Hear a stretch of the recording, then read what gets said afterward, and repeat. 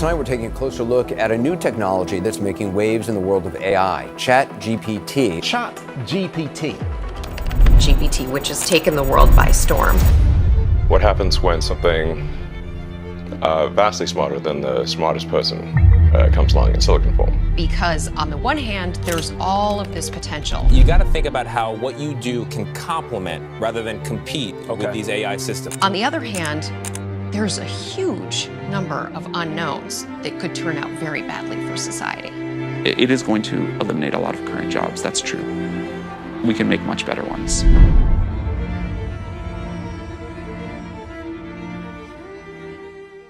Hi everybody! In the past 1 year, we have seen some drastic advancements in the artificial intelligence space.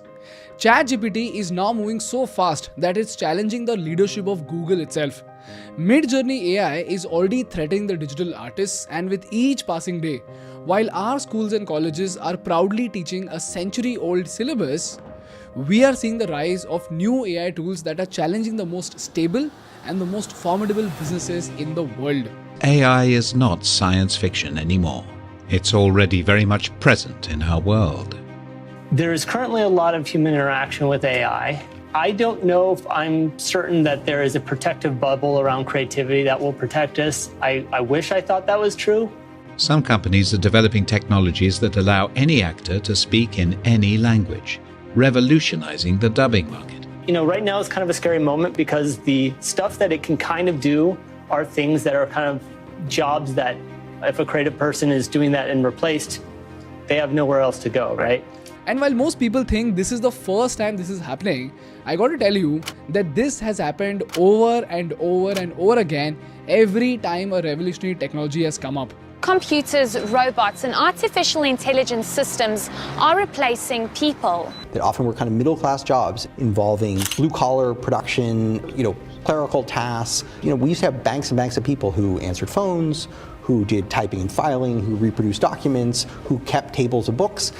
Many of those things are now done by machines. All kinds of routine jobs have become automated in the past few years, thanks to breakthroughs in technologies like robotics and radio frequency identification, computing, and high-speed networking.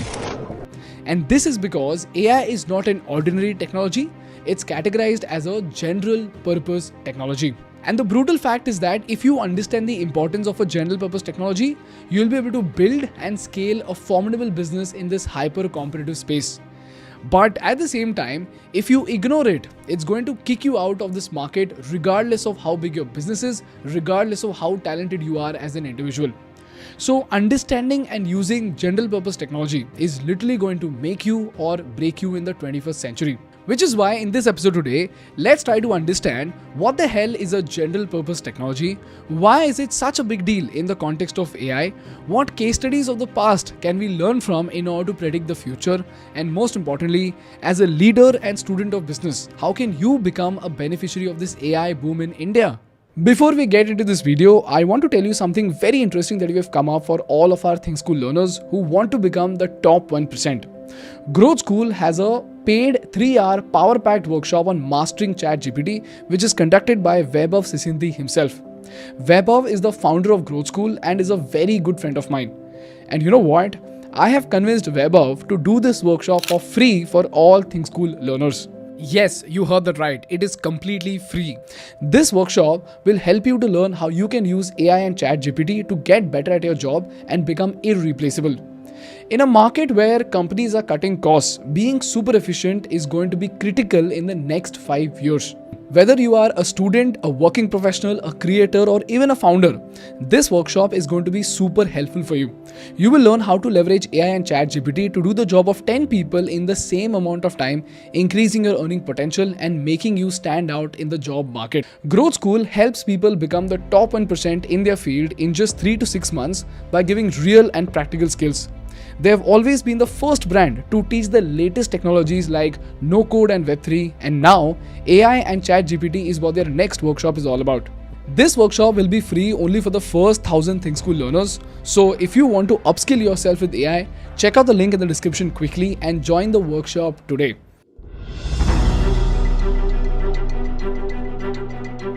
By definition, general purpose technology refers to a type of technological innovation that has a broad and profound impact on the society. And more importantly, they are characterized by their ability to improve productivity, efficiency, and innovation. Now, the three most important words over here are efficiency, productivity, and innovation. And every time a general purpose technology has come up, it has destroyed an industry and simultaneously it has created some game-changing opportunities. A classic example of the same is the rise of steam engine.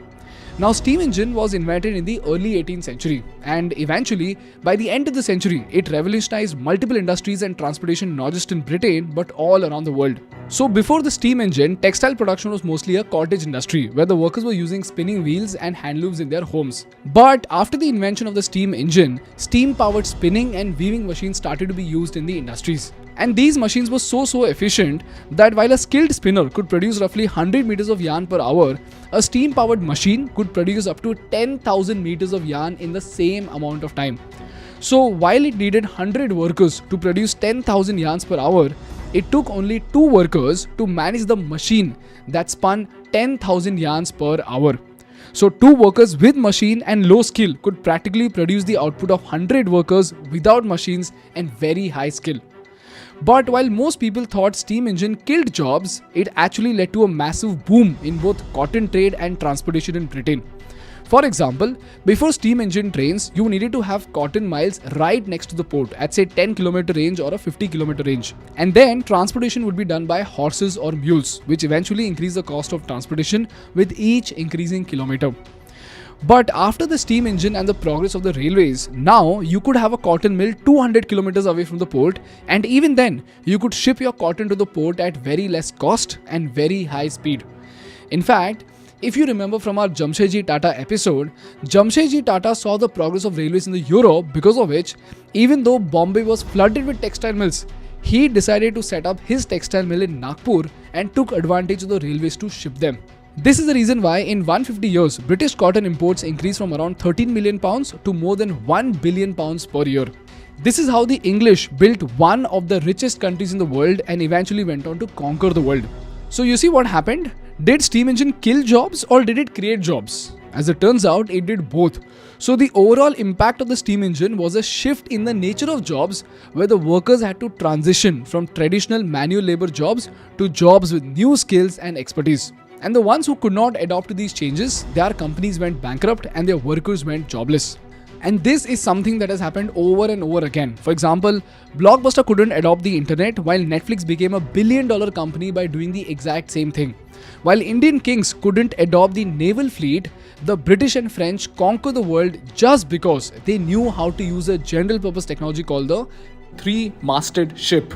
And while Barnes and Nobles went bankrupt because they ignored the internet, Amazon became a trillion-dollar company doing the exact same thing, and that is selling books. This is the power of a general purpose technology. And like I said, AI is a very big deal because it is a general purpose technology. And you know what? There is something absolutely fascinating that I found about the frequency of the general purpose technology and their direct impact on the world economy. So let's study some data to understand the impact of a general purpose technology, and eventually you'll be able to understand what sort of impact AI will have on the world economy itself. This is a chart that plots the timeline of the origin of a general purpose technology. And here you will see that in the 15th century we had one general purpose technology. In the 16th century also we had only one general purpose technology. But in the 18th century there were 2 GPTs, in the 19th century there were 4 GPTs, and in the 20th century there were 7 GPTs. So we went from 1 GPT in 100 years to 1 GPT in 14.2 years. And now it's just been 20 years into the 21st century and we've already seen 2 GPTs, which are nanotechnology and AI. And there's a possibility that even blockchain will get added to this list. Which means, while the world was changing once in 100 years, now the world is changing every 10 years. And just to give you the impact of this on the world economy, let's have a look at the second chart. This is a graph that shows the GDP of the world, and here you will see that in 1000 AD, we were barely touching $210 billion in world GDP. So a 2x growth took us 500 years, right? But if you look at the past 100 years, we went from 3.42 trillion in 1990 to 108.12 trillion in 2015. which means in the last century, we have achieved a 30x growth as compared to a 2x growth in 500 years in the last millennial. Now, most people will be like, bro, you know what? It's not because of a GPT or some technology. It's because our population has exploded. Because we went from being 300 million in 1000 AD to 1.6 billion in 1900 to 8 billion today, right? So it's not the tech, it's just that there are more people to work and contribute to the economy. Well, this is the reason why here's the third graph, which shows the GDP per capita. And this directly points out the individual productivity of humans in the 21st century. And here you will see that the GDP per capita has shot up from $1,526 to $12,235 in the past 100 years itself. And if you overlap these graphs, you will clearly see how much of an impact GPT has on human civilization and the world economy itself. So now, just like steam engine, AI is going to kill a lot of jobs and is going to create a lot of jobs. And just like handloom weavers, today, regardless of what you are, a software engineer, a thumbnail designer, an accountant, or even an artist, you will go jobless if you do not adapt to AI. But at the same time, if you do what Jamshedji Tata like people did, that is embrace GPT for your business, then you will go on to build an incredible company. So the question is, what is the framework to look at AI and how do you exactly become a beneficiary of AI? Well, people always remember, every time a GPT comes up, there are always three categories of businesses based on how they react to the rise of AI. And these are enablers, ignorers, and users. Enablers of a technology are individuals or organizations or factors that contribute to the development, adoption, and spread of a particular technology. Now, this may include researchers, inventors, universities, research institutions, investors, or even venture capitalists. The second category of entities are the users of GPT, and here's where there are individuals like you and me who use the general purpose technology in order to enhance our life. And lastly, you have the ignorers who are reluctant to use the general purpose technology for their advancement. If this is very, very clear to you, let's have a look at the second diagram that categorizes the adopters based on the timing of their adoption. And here's where you have 5 types of adopters of a technology. The first type are innovators, and these are the people who take up maximum risk and try out products before they turn mainstream. Here's where we saw the rise of Mark Zuckerbergs and the Steve Jobs of the computer era. Then the next set of people are the early adopters who have more practical and business-oriented approach towards using technology. And here's where you have the earliest users of social media like Barack Obama, who launched a game-changing election campaign on Twitter to have an edge over his competitors. Now, after this, you have the early majority, which is the bulk of people who jump into the adoption after the tech becomes mainstream. This is again mostly people like you and me. Then you have the late majority, who are the conservative majority of the audience that use the product because it is becoming mainstream. A simple example of the same are our parents who buy smartphones not because they love it, but because their Nokia is no longer available. And lastly, you have the late laggards like our grandparents, and they start using tech when it is almost about to go outdated. So now the question is, what do we do with all these categories and complex charts of adopters and enablers and users? Well, that is because people, the fun fact is that the biggest opportunities lie in being an enabler or a user of technology, either as an innovator or as an early adopter. To give you an example of the same in the context of AI, in the early 2000s, when no one was even thinking about artificial intelligence, a legendary company called UPS did something absolutely crazy. What they did was, they started installing sensors, GPS devices, and telematic systems into their trucks. And they started collecting data from all of these trucks. Now, as you all know, the logistics business is a very, very thin margin business. So in the early 2000s, when you pour in millions of dollars into something called artificial intelligence, it almost looked like a gimmick. But you know what, guys? In the next 10 years, something stunning happened. UPS made a grand announcement that UPS trucks will not take a left turn anymore. Delivery drivers for the United Parcel Service, better known as UPS, won't make left turns. So we'll never have a person turn left to deliver on that side. We'll have someone going down the right-hand side, someone coming back down the right-hand side to avoid those left-hand turns. Since UPS implemented a right turn policy in 2004, they have significantly increased profits while reducing emissions and accidents. UPS saves an estimated 10 million gallons of fuel every year just by eliminating left turns. Well, as it turns out, after a decade of data analysis and machine learning, UPS found out that taking left turns was highly inefficient. So just like in India, you can take a free left turn even during red signals, in the US, you can take a free right turn during signals. So because of the data that it collected, UPS realized that waiting at signals to take the shortest route was causing more delays than taking a longer route with right turns. So when UPS trucks deliver their products, they used to take 9 right turns and just take 1 left turn on an average. And the way they chose these turns was because of a special navigation system called On-Road Integrated Optimization and Navigation System. But you know what? In spite of this grand announcement, people still thought UPS was kidding. So in the next 1 year, UPS announced that they had reduced their distance by 747,000 kilometers, saved 190,000 liters of fuel and reduced more than 20,000 metric tons of carbon emissions. This is what shocked the entire logistics industry of America. Now, do you see what happened over here? In spite of AI being very far away from their domain, in spite of they not being a pioneer in AI themselves, UPS became an early adopter of AI, for which they hired enablers like scientists and engineers to become a user of a general purpose technology, and that too way before anybody else could.